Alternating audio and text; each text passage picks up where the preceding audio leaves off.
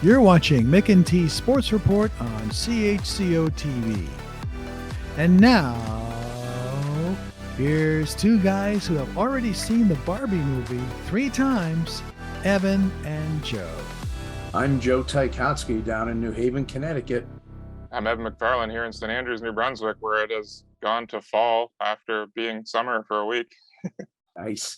And you're watching episode 58 of Mc&T Sports Report. And as Mark mentioned in the opening, we have both seen the Barbie movie 3 times each. That's crazy. Yeah, I know. Like, I've got a couple more lined up. Anyone who knows me knows that I have a lot of pink shirts to wear too. So this is just a chance for me to showcase my golf wardrobe more.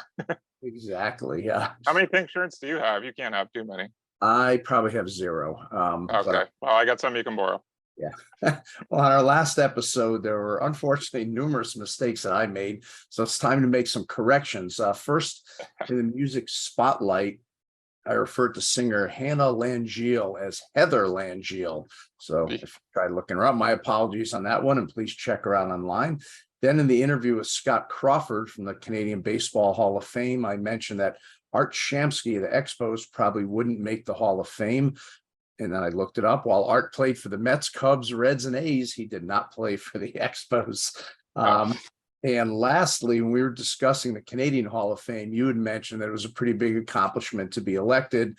And I said, it is an impressive accomplishment. As a point of comparison, there's no curling Hall of Fame in the United States. Well, as the French say, au contraire, I think they say there actually is a United States Curling Hall of Fame, and it's located in lovely Stevens Point, Wisconsin. So enough of the mistakes. Yeah, well, I see one more you missed too. Well, it looks like you actually didn't miss, but we'll give somebody to get you a shaving lesson. Yeah, these blood thinners I'm on, I can't shave within 72 hours of taping, but oh man. All right, well, before we go to break, I have my Pump Up the Co-host segment. Mr. Evan participated last month in the PGA Atlantic Zone Championship at Fox Meadow Golf Club in Stratford, PEI, and he tied for 5th place overall with rounds of 70 and 74. Congrats to you. That is impressive. Thanks, man. Yeah, it was nice to get away. I kind of used it originally as a vacation, just to go to PEI to my partner's family and just do some visiting. And funny story, I played 2 practice rounds leading into that. The first practice round was the worst round of golf I played in 3 years.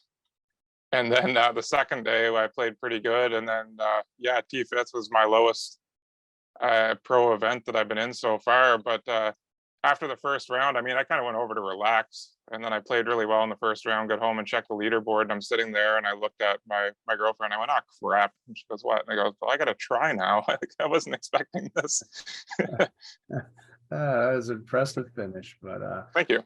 All right. Well, since it is summertime and we're getting lazy as all hell, we're going to be replaying a previously aired interview, but it was a good one from the episode that originally was on back in December of 2021.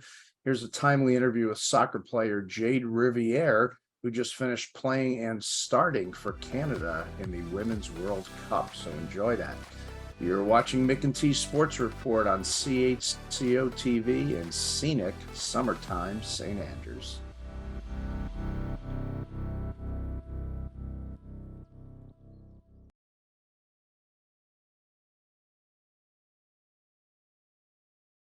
Welcome back to Mc&T Sports Report on CHCO-TV. Our first guest was the second youngest member of the Canadian Olympic women's soccer team, which captivated the country back in August by winning the gold medal at the Summer Olympics in Tokyo. From Pickering, Ontario, just outside of Toronto, but joining us today from the campus of the University of Michigan in lovely Ann Arbor, let's welcome in Jayde Riviere to the show. Welcome in there, Jayde. Thank you for having me. I appreciate it. Sure thing. All right. We got a ton of questions, so let's get rolling. You beat the United States in the Olympic semifinals. Then you had to wait a couple days before playing Sweden in the gold medal game. How tough is it as a player to have to be so high after that win over the US and then have to sort of stay focused for another couple days till the finals? Yeah, it was definitely, I mean, for me, it was one of the best moments in Canadian soccer history, just because we have this long rivalry with the US, and to beat them, it was like amazing. It was bittersweet for me because that was my game that I had to sit out because I did get a second yellow card.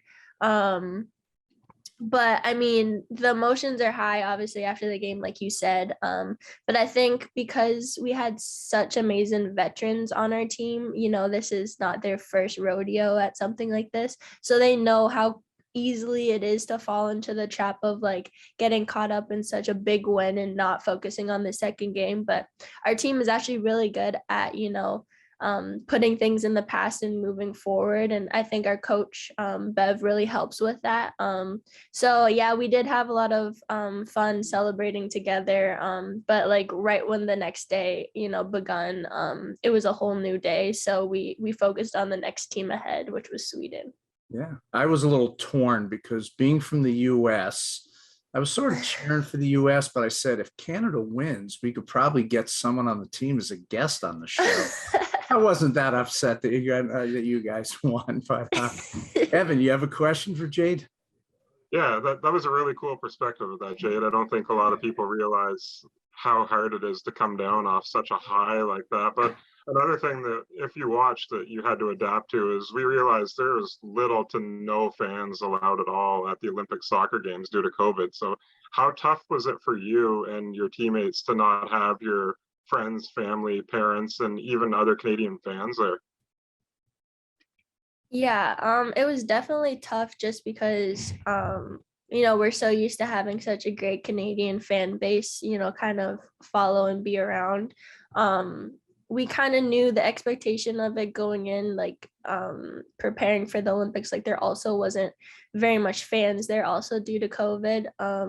I think for me personally, it was just upsetting because the Olympics that was supposed to happen the year before, like my parents had already booked, you know, the hotel room. They already knew where they were going in Japan, so everything was set. And then once it kind of got postponed, it was kind of devastating, especially since I'm an only child, and I don't have any siblings. So my mom and dad are, you know, my biggest fans, my biggest critics. For them not being there, you know, it's like it's tough not seeing them. But I mean, like I said, everyone has like a lot of family members that usually come to the game. So I think not seeing them was kind of upsetting, obviously, but it was just, you know, the reality that we lived in. We didn't want it to impact our team. So I think as a culture together, we kind of like all came together and, you know, was each other's backbone during that the long duration that the Olympics was. And not to mention, like, the Canadian fan base was still there, like, regardless if they weren't there physically. You know, through social media, it was just amazing how many people just, you know, focused on women's soccer, Canadian women's soccer to be specific. It was just amazing. And especially to know that the finals was like one of the most viewed games in like Olympic history for Canadians, especially, like that was just amazing. So regardless if they weren't there physically, like we knew they were there physically and emotionally for us. And yeah, it was great to, you know, have that turnout. Great. Well, great answer. I find this a little bit crazy, but you told me before the interview that you only had one full day at home after coming back to the Olympics before having to report to Michigan for your preseason college. Right. How tough was it to go back to college that soon after winning the gold medal? I don't know if tough would be the word I use. I think, you know, it was very quick, I would say, that everything kind of turned around. So I don't think there was enough time to really have any emotions set in. I think when I came off the plane, it was like, I don't know, maybe 7, 8 at night. And I'm like in the car with my dad. I'm like excited just to be home. I haven't seen them in a while. And then my dad tells me to get out the car. And I'm like, why are we getting out the car? Can I just like pull up to the driveway so I could get it? I was so confused. And then I see my uncle and he's like outside the car with like a video camera and he's like videotaping me. I'm like, guys, like, 8 o'clock at night, like what is happening? And then I start like walking down my street, and there's just like a bunch of people, neighbors, kids, moms, dads, grandmas, aunts, people who I didn't even know lived on the street, that were just lined up, just clapping, like waving, like having huge posters and stuff. And it was kind of like a celebration, and it was amazing just because like the people of the neighborhood who like, some who just moved in, some who, you know, have been there for a while, all kind of came together just to celebrate, you know, the gold medal. And that night was special to me. So I think that kind of helped with, you know, only having a day at home, you feel so loved and you feel appreciated, and, you know, you feel like the medal was worth more than just the team. It impacted everybody. So although I did get like one day, like it was definitely you know, a memorable day. I got to spend the next day with just my family, go around and see some of my cousins and stuff that I haven't seen, you know, in years. And then, yeah, the next day was fly out to Ann Arbor, and then I got the same celebration here with my teammates, which was amazing too. I got to, you know, take pictures with them. They, even though they're Americans, you know, they still have that love for Canada winning the Olympics. So it was just amazing. It was 2 full days of just fun celebration, and, you know, being able to celebrate with the people that are close to me. That's amazing. I'm going to pop up a couple pictures here that I found online. First is a little 4-year-old Jayde Riviere from your early day. You started at age 4, is that correct? I started at age 3. 3, good God. And here's a little celebration picture. Is that you on the left? Yeah. Getting ready to dive on. Was that, do you know if that was that after the semis or the gold medal game? That's not the semis. This might have been the gold medal game. I think so. I'm not sure who we're dogpiling on. Let me get out of the way here. I'm gonna get out. Let me try to get out the other way. There you go. Yeah. Okay. So this would be the finals. Oh, that was after Julia's winning kick, huh? Yeah. The semis, I wouldn't been dressed, and I lost a shoe from celebrating. So I have one shoe on and one off. And then I was going to ask, where's your gold medal now? So my gold medal, it's not with me currently. It's with my coaches here at Michigan. They have it locked away in a safe. Yeah, they have it with them secured. What would be a more devastating soccer loss for you, losing to the United States or losing to Ohio State? Ooh. Oh. Putting you on the spot here. Yeah. See, unfortunately, both of those things have happened to me. So, oh, that's a really hard one. You know what? I'm gonna have to say Ohio State. Hey, that Just the rivalry is just as big as Canada versus US. I can tell you that. So either one of them, I'm gonna be devastated. But now, yeah. did you get to go to the Michigan Ohio State football game this year? Oh no, I didn't. We actually flew back from Florida the same day. So we arrived like at 1 o'clock, and the game had already, I think it was at noon or something like that, or maybe 1. So tickets were completely sold out, just because, you know, people literally prepare for this event like at the start of the football season. So hotels are booked up, people already paid for tickets. So yeah, I didn't get to. My boyfriend plays on the football team though, so I got to watch it from, you know, at home, which was really cool. So that was a really cool win for us. Yeah, and good luck to them in the playoffs coming up also. That'll be exciting. And then before you go, I wanted to play one quick song for you just to get your reaction and see if you know the words to this song. It's our fight song, yeah. There we go. That could be the best fight song in all of college sports. Right? It is a good one. It is a good one. Well, thank you so much. She is Jayde Riviere, gold medal winner, Big Ten champion, and the pride of Pickering, Ontario, and all of Canada. Jayde, thanks so much for being on the show. This has been great. No, thank you guys for having me. I had lots of fun.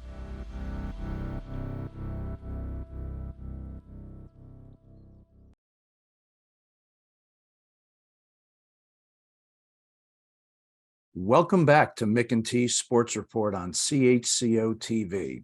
On this edition of Small Town Spotlight, we head to the Greater Toronto area to visit with the owner of a unique company called SANDQUBE, which creates sand sculptures and sand sculpting events in Southern Ontario and around the world.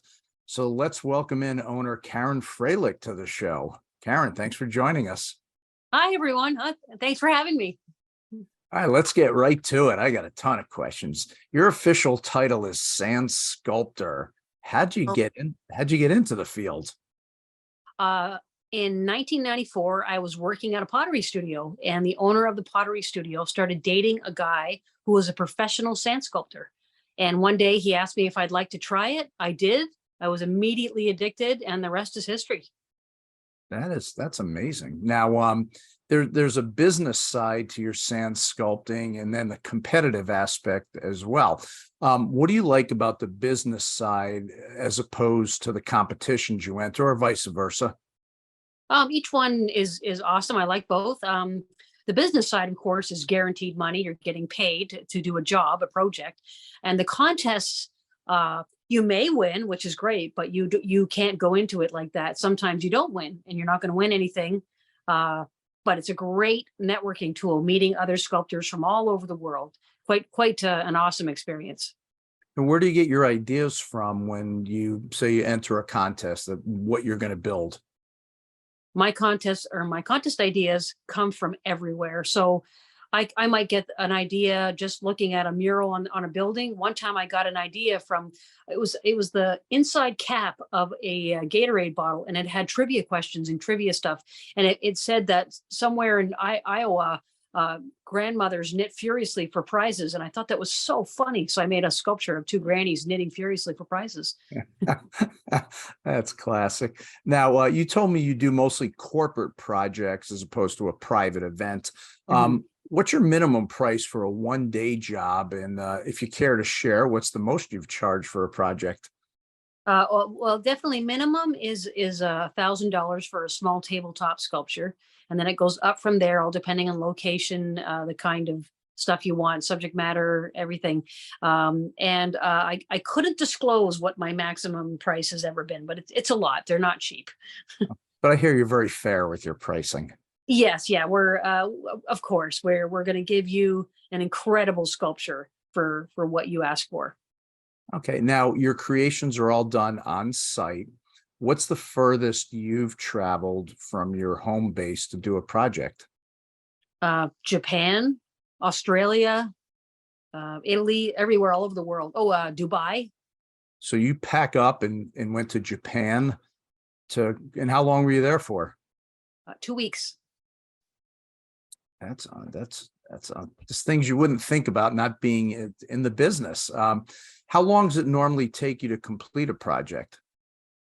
It depends on what it is. Of course, the little ones take only 1 day, maybe 8 hours. But larger sculptures can take weeks, sometimes months to do. Okay. So now, it depends.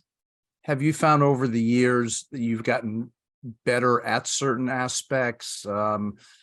Ditched certain things that you said that doesn't work, or how does the sort of evolution go along of your career?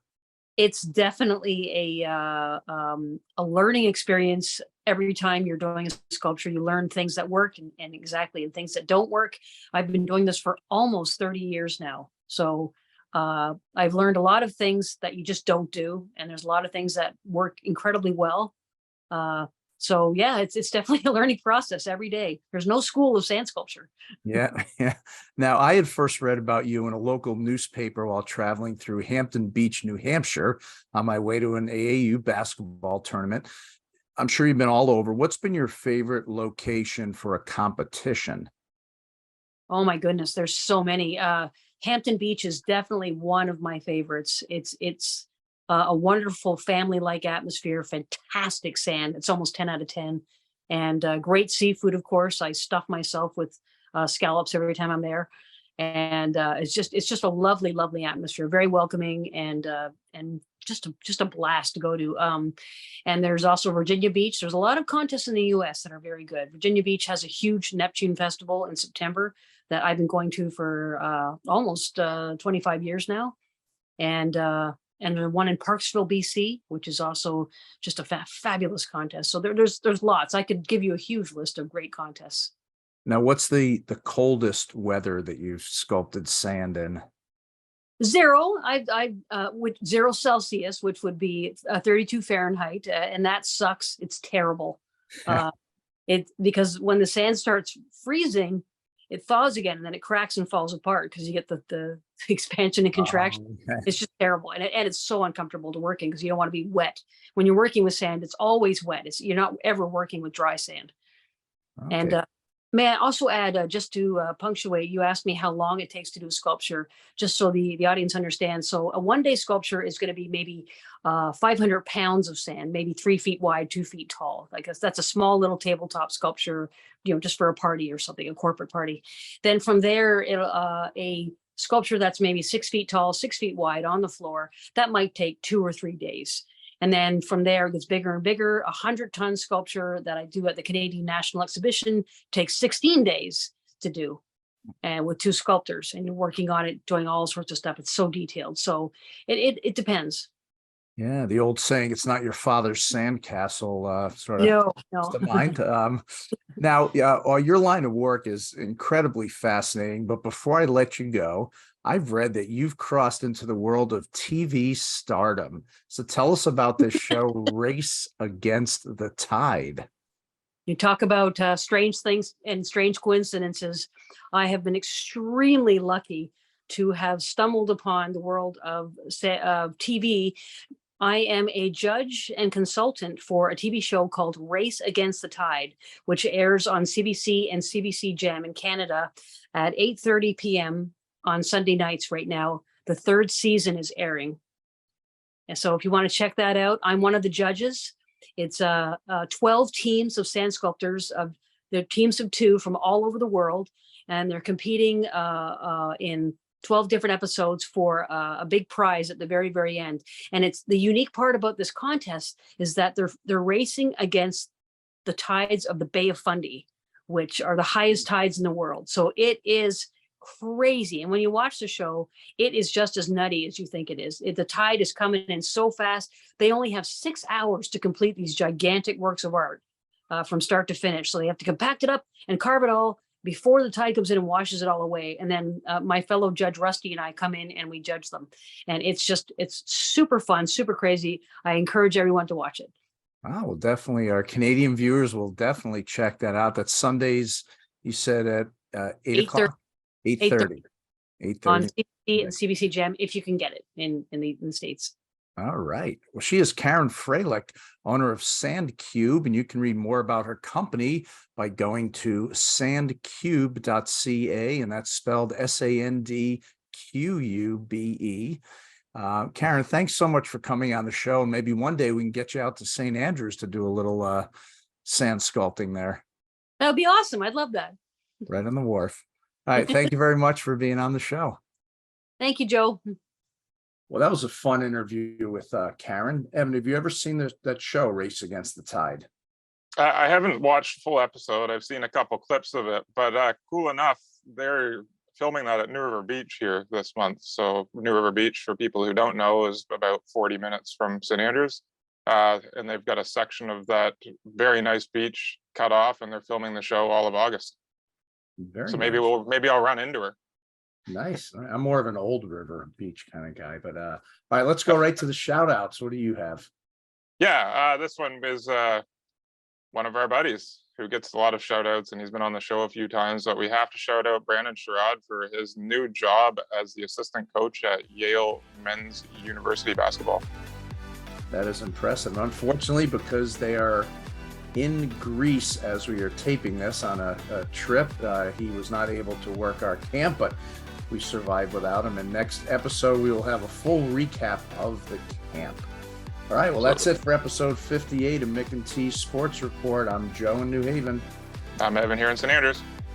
Thanks to Patrick Watt and Florence Mitchell for producing and editing a show that even Alexa asks to play continuously over her smart speaker. So as the old song goes, we'll see you in September. This is Mc&T Sports Report on CHCO-TV in St. Andrews.